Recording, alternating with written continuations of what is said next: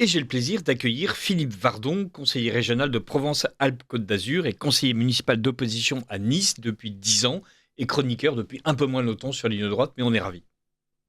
Bonjour Richard.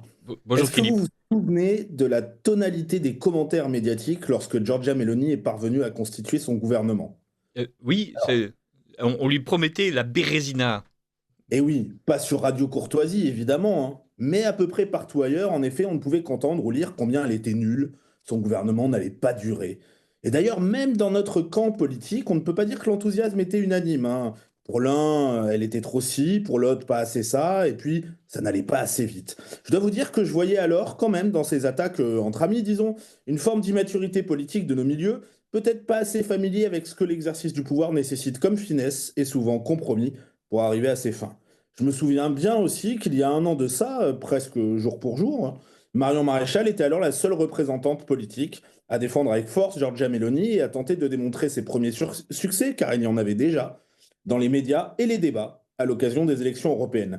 Quelques jours avant le vote, elle était même allée aux côtés de Meloni à Rome, et ce partenariat, cette alliance, s'est encore renforcée depuis au sein du groupe et du Parti des conservateurs et réformistes européens, ECR. Mais maintenant, tout a changé, Richard. Ah oui, Marion n'est plus la seule à défendre Giorgia. Giorgia Meloni nous fait une remontada médiatique digne des grandes heures du Milan AC ou de la S Roma.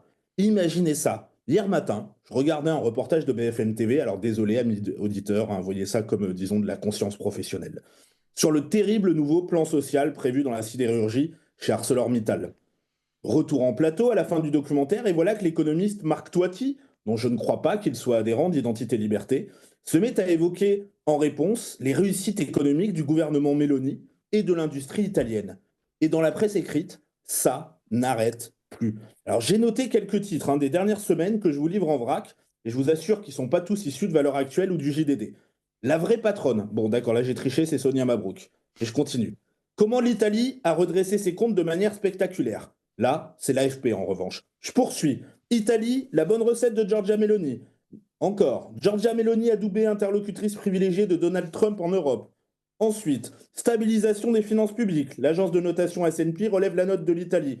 Et on continue. Tout d'un coup, l'Italie compte. Giorgia Meloni de la stabilité à la crédibilité. Encore, comment le cancre italien est devenu sérieux. Et puis, en Italie, Giorgia Meloni impose sa loi sur la sécurité. Et c'est pas fini. Nucléaire, automobile, défense, quand Giorgia Meloni s'impose avec succès au Conseil européen. Et enfin, l'Europe face aux tarifs de Trump. Et si Meloni avait raison, vous voyez là, les deux derniers, c'est l'hebdomadaire centriste Le Point, par exemple. Tant et si bien qu'il y a quelques jours, le journal historique de la droite nationale en Italie, Il Secolo d'Italia, titrait sur la Meloni mania de la presse française. Bon, la question est donc tout de même de savoir si cette Meloni mania est justifiée. Chers auditeurs, je vous étonnerai pas trop si je vous dis que oui, si même Le Point ou les Échos chantent les louanges de la politique, c'est que, quand même, des exemples, volontiers. Giorgia Meloni a fait adopter une loi d'interdiction universelle de la GPA. C'est simple, que celle-ci soit réalisée en Italie ou à l'étranger, elle est désormais considérée comme un crime en Italie.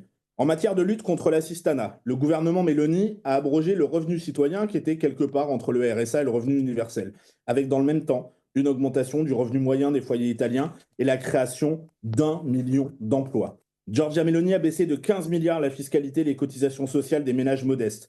Dans le budget 2025, elle a prévu d'abaisser l'impôt sur les sociétés pour celles qui ont choisi de réinvestir la quasi-totalité de leurs bénéfices et qui augmentent leurs effectifs.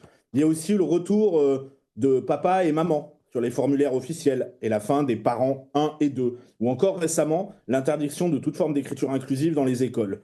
Le bilan Meloni, c'est aussi l'Italie championne d'Europe des exportations, avec une balance excédentaire de 55 milliards d'euros et hors produits énergétiques, c'est même de 105 milliards d'euros. D'ailleurs, dans le domaine énergétique, l'Italie a lancé un plan d'investissement dans le nucléaire. Je cite, le relèvement reflète l'amélioration des amortisseurs économiques externes et monétaires de l'Italie dans un contexte de vents contraires mondiaux croissants, ainsi que les progrès graduels réalisés dans la stabilisation des finances publiques. Ça, c'est le commentaire de l'agence de notation Standard Poor's qui a relevé la note de l'Italie sur les marchés financiers grâce à l'assainissement des finances publiques. Reçu par Donald Trump à la Maison-Blanche, recevant le vice-président de J.D. Vance à Rome, Giorgia Meloni s'est affirmée comme le pont entre l'Europe et les USA au cœur de la crise liée à l'augmentation des tarifs douaniers. Et puis, bien sûr, la lutte contre l'immigration clandestine, avec une baisse de 65% des débarquements de migrants et une augmentation de 30% des expulsions. Giorgia Meloni est à la tête du gouvernement depuis plus de 900 jours. En Italie, c'est un miracle. La coalition qu'elle mène, avec la Lega et Forza Italia, respectivement alliés sur le plan européen QRN et de LR, ferait même un meilleur score aujourd'hui, 5 points de plus d'après un récent sondage, que lors de leur élection. Constatant tout cela, amis, je ne peux m'empêcher de repenser aux images assez connues désormais de la toute jeune Mélanie avec sa petite coupe au carré, collant les affiches dans son quartier avec sa section. Je ne peux m'empêcher de penser qu'il n'y a pas si longtemps, son parti ne pesait encore que quelques maigres pourcents. Je ne peux m'empêcher de penser que même lorsqu'on a le sentiment qu'il est déjà très tard, il n'est pas encore trop tard. Merci beaucoup Philippe Vardon de nous rappeler effectivement qu'il ne faut jamais désespérer car c'est une sottise absolue en politique.